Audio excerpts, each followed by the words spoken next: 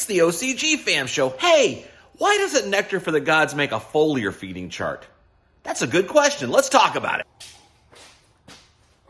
Hey there, I'm from Oregon's Constant Gardener. Welcome to the OCG Fam Show, you, my YouTube buddies. What's going on? How's everybody doing out there?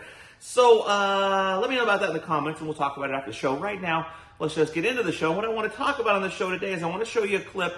We had a really good question. Hey, why do you have a feeding chart, regular feeding chart, but not a foliar feeding chart, an official Nectar for the Gods one? Because obviously there's a lot of them out there. But why isn't there an official one? And watch the clip, and Scott talks a little bit about that. But spoiler alert, a lot of the reason why is just what it says in the feeding chart we do have, that every gardener and every garden is different. And so you really got to take these things as a guideline and not gospel and work on your own thing.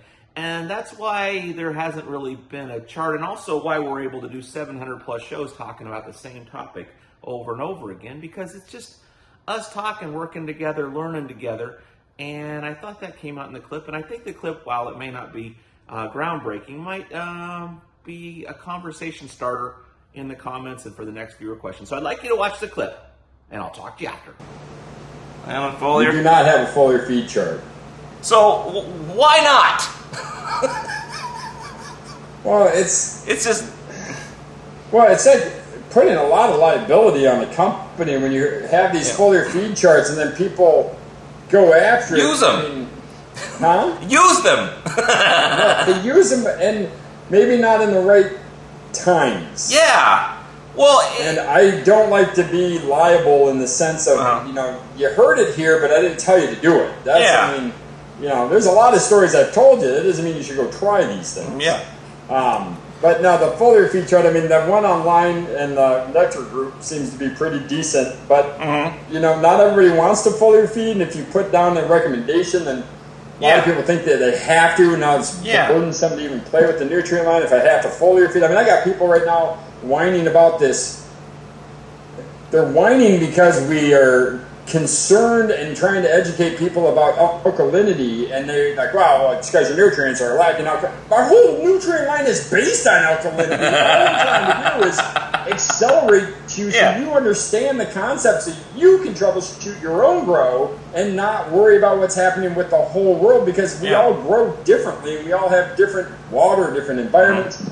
So if you start going, here's the foliar feed recipe and here's a chart. Yeah, I can't imagine what those emails would start with. Hi, I followed your chart and I burned all my plants there. Then the 4th day of life, and I gave them a full Roman foliar feed. It's like, okay, good luck here. I mean, if we put out a chart, if you put out a chart, it's a little different than it being out there in the community, because there's context and there's community around that.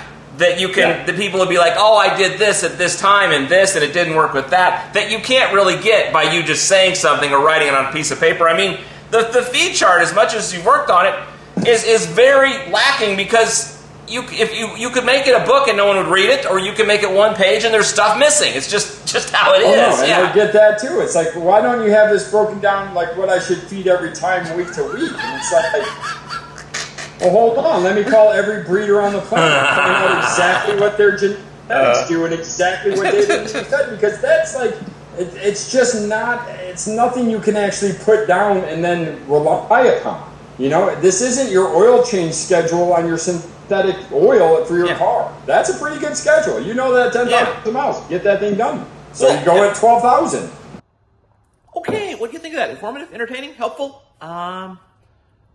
Do you have a foliar feeding chart you use? Do you even foliar feed? Let's talk about that in the comments. And any questions you have for the next viewer questions episode, get them in there. We're getting ready to do that. So that's the show. I love you. I'll see you tomorrow.